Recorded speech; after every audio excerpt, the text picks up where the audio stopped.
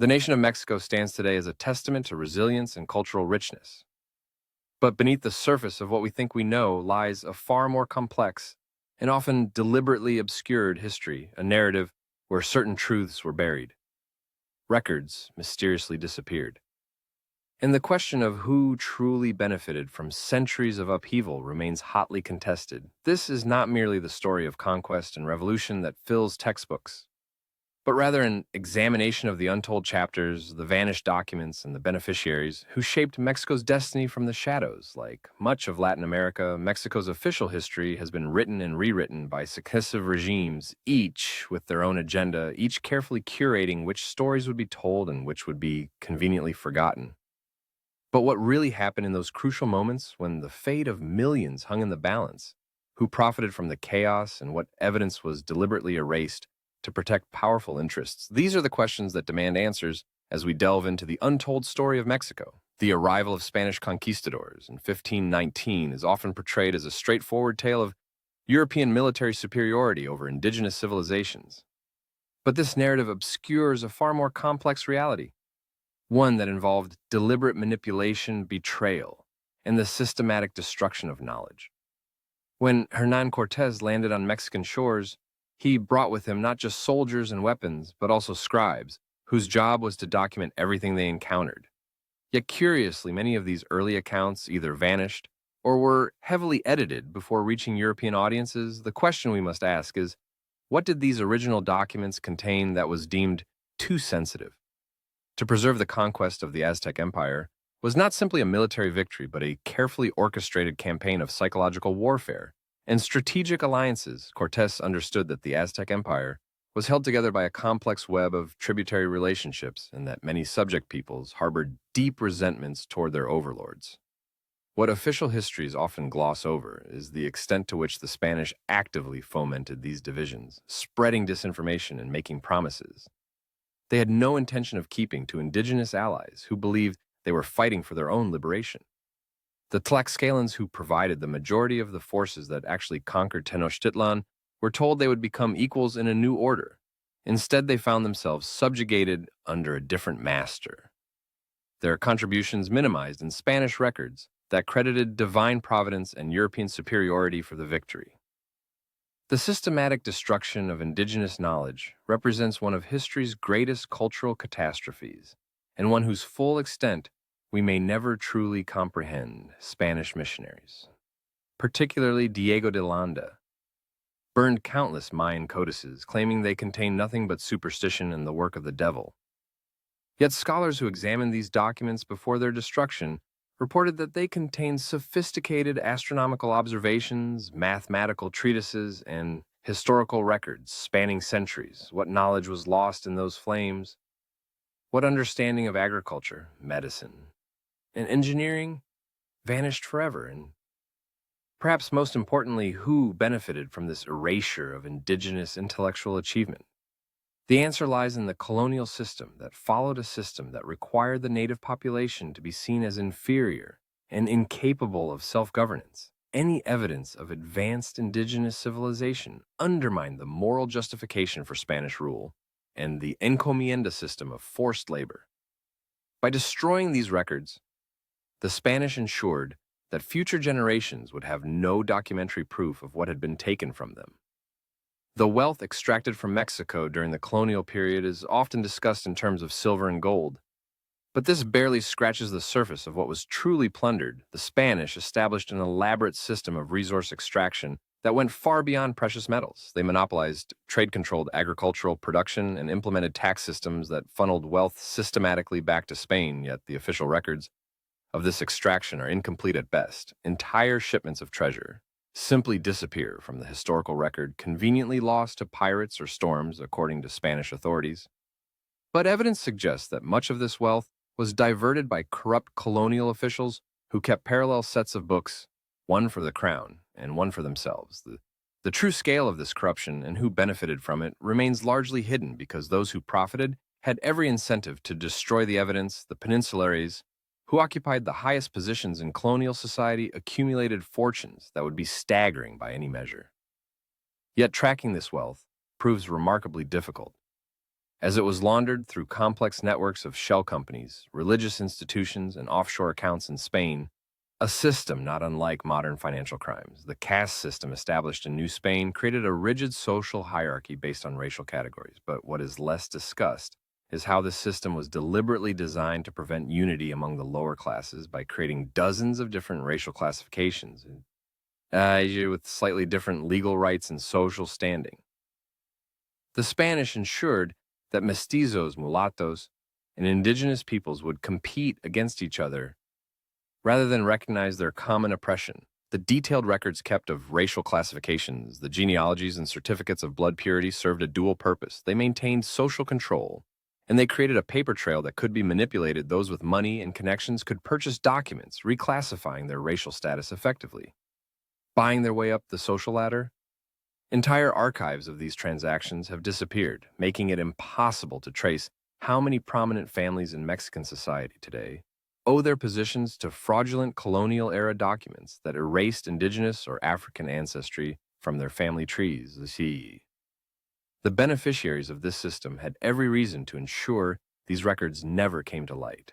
The independence movement that began in 1810 is celebrated as a heroic struggle against Spanish tyranny, but the reality was far more complicated, and the true motivations of many key players remain obscured. Father Miguel Hidalgo is remembered as a champion of the poor and oppressed. Yet his famous Grito de Dolores was issued only after he learned that colonial authorities had discovered his involvement in a conspiracy and were coming to arrest him. The spontaneous popular uprising was actually a desperate attempt to avoid capture. Moreover, the early independence movement was deeply divided between those who genuinely sought social reform and those who simply wanted to transfer power from Spanish-born elites to Mexican-born elites. When Agustín de Iturbide eventually achieved independence in 1821, it was through an alliance with conservative forces who had previously fought against independence.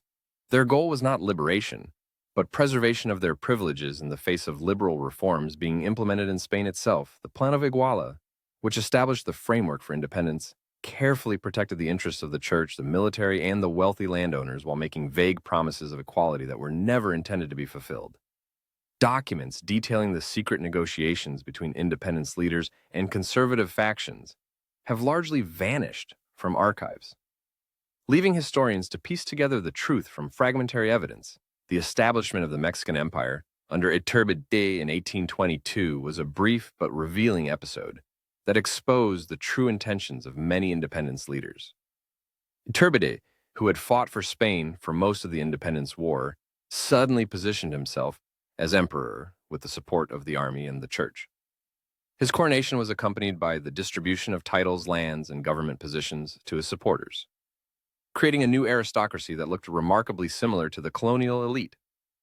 It had supposedly replaced the empire's financial records show massive expenditures on ceremonies and palaces. While the treasury was empty and the common people starved when Iturbide was overthrown in 1823, many of his supporters simply switched sides and continued to prosper under the new Republican government. The documentation of who received what during the empire and how they managed to retain their wealth and power afterward is suspiciously incomplete, suggesting a deliberate effort to obscure the continuity of elite power across regime changes. The loss of half of Mexico's territory to the United States in the Mexican-American War is remembered as a national tragedy. But what is less examined is how Mexican elites actually benefited from this disaster.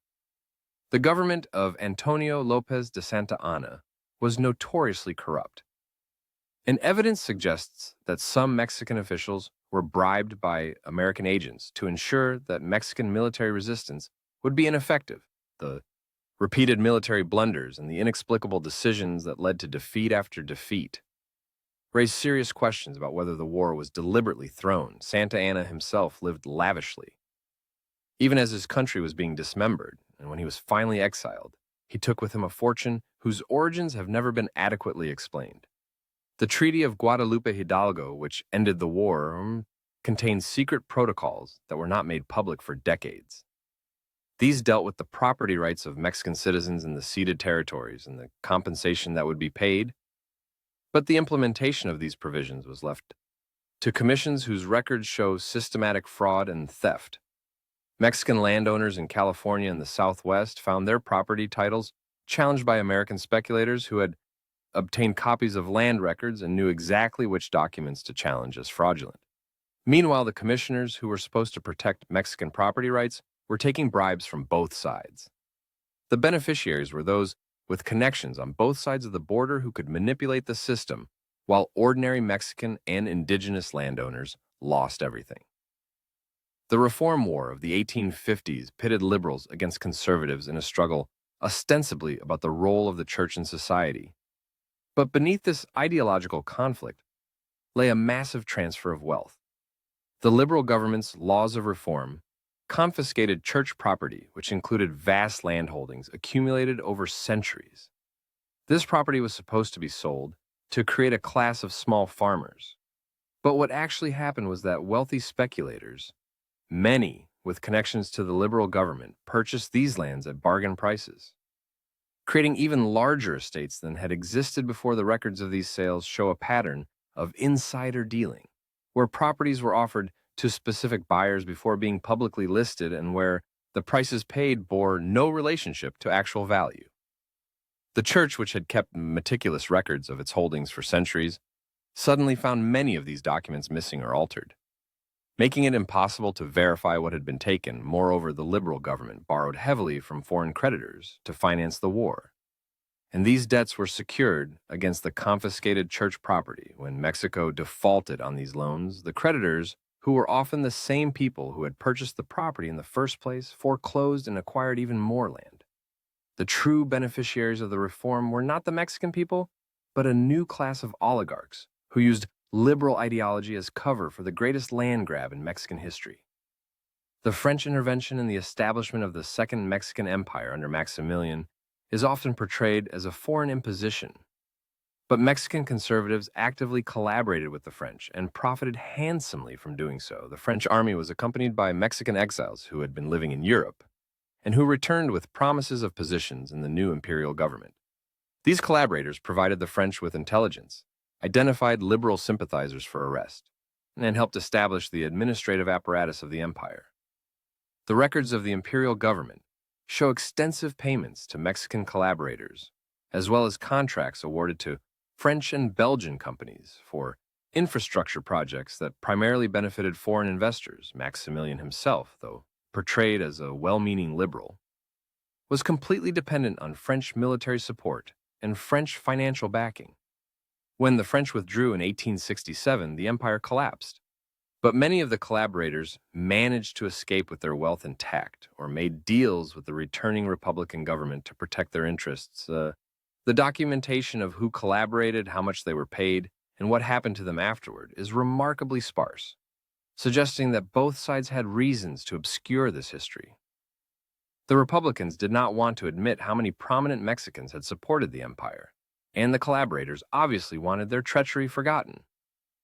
The dictatorship of Porfirio Diaz, known as the Porfiriato, is often credited with modernizing Mexico, but this modernization came at an enormous cost and benefited a very narrow segment of society.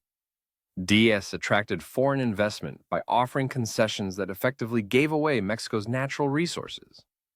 American and European companies were granted rights to minerals, oil, timber, and land on terms that were extraordinarily favorable to them. While providing minimal benefit to Mexico, the contracts for these concessions, many of which remained in effect long after Diaz fell, contained clauses that guaranteed foreign companies exemption from Mexican taxes, protection from labor laws, and the right to import their own workers. The Mexican people who lived on lands granted to foreign companies were often forcibly removed, with their villages burned and their residents relocated or killed. The Yaqui people of Sonora, who resisted the seizure of their lands, were subjected to a campaign of genocide with thousands killed and survivors sold into slavery on henequen plantations in Yucatan. The documentation of these atrocities was suppressed by the Diaz government, and many records were destroyed during the revolution that followed, making it difficult to establish the full extent of the crimes committed. In the name of progress, the beneficiaries were Diaz himself, who accumulated a personal fortune, his circle of scientificos, who received positions and concessions in exchange for their support, and the foreign investors who extracted billions in wealth while paying minimal compensation. The Mexican Revolution, which began in 1910, was supposed to address the injustices of the Porfiriato and create a more equitable society, but the reality was far more ambiguous. The revolution was not a unified movement, but a complex civil war involving multiple factions with different and often contradictory goals. Francisco Madero, who initially led the movement, was a wealthy landowner whose vision of reform was extremely limited. He spoke of political freedom, but did little to address land reform or workers' rights. When more radical leaders like Emiliano Zapata and Pancho Villa demanded fundamental social change, they were marginalized and eventually betrayed. The constitutional government that emerged from the revolution in 1910 promised land reform, labor rights, and restrictions on foreign ownership. But the implementation of these promises was slow, selective, and often corrupt. The land reform program, which was supposed to redistribute land to peasants, became a mechanism for political control, with land grants given to supporters of the ruling party, while opponents were denied the records of land redistribution. Show massive irregularities, with some individuals receiving multiple grants, while entire communities received nothing. Moreover, much of the best land was never included in the reform, remaining in the hands of the same families who had owned it during the Porfiriato. The formation of the Institutional Revolutionary Party in 1929 created a political machine that would dominate Mexico for 70 years and perfect the art of controlled corruption. The PRI established a system where access to government resources, contracts, and positions depended on party loyalty, and where dissent was either co-opted or crushed.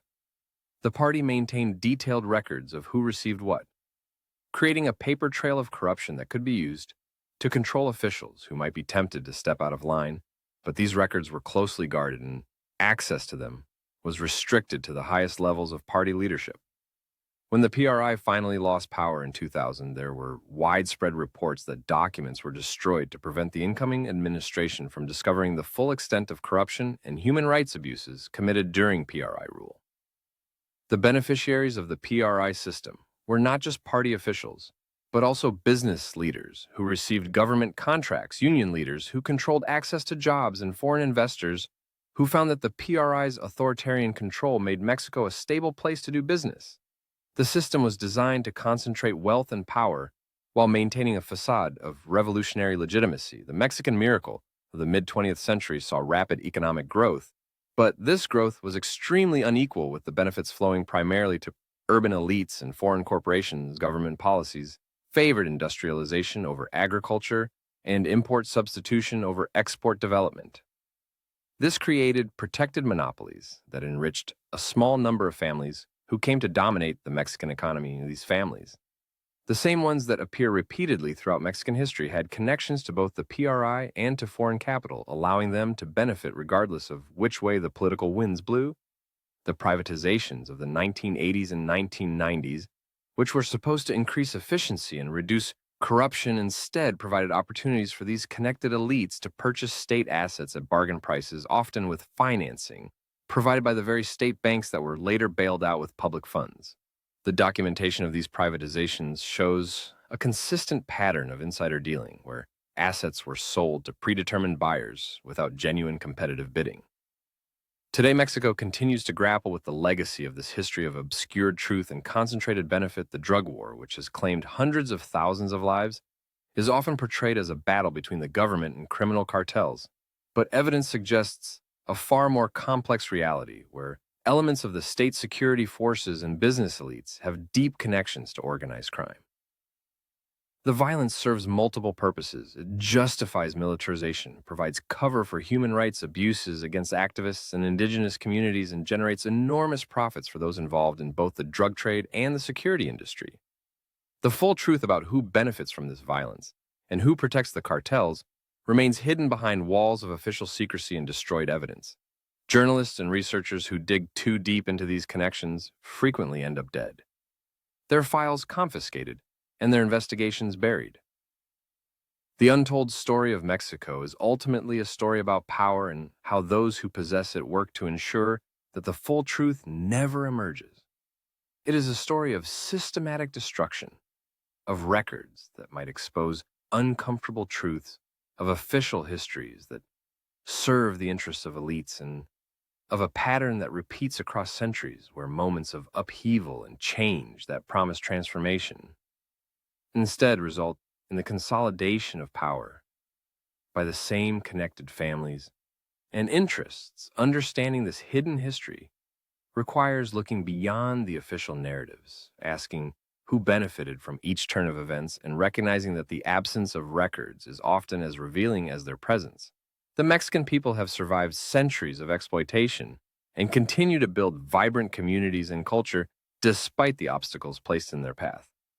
But true justice and genuine democracy require confronting these hidden truths and demanding accountability for the crimes and corruption that have been buried in vanished archives and forgotten testimonies. Only by understanding what really happened and who truly benefited can Mexico finally break free from patterns that have constrained its development for far too long. The story of what records vanished is the story of what powerful interests feared most, that the people would learn the truth and demand their rightful inheritance, not just of land and resources, but of honest history and genuine self-determination.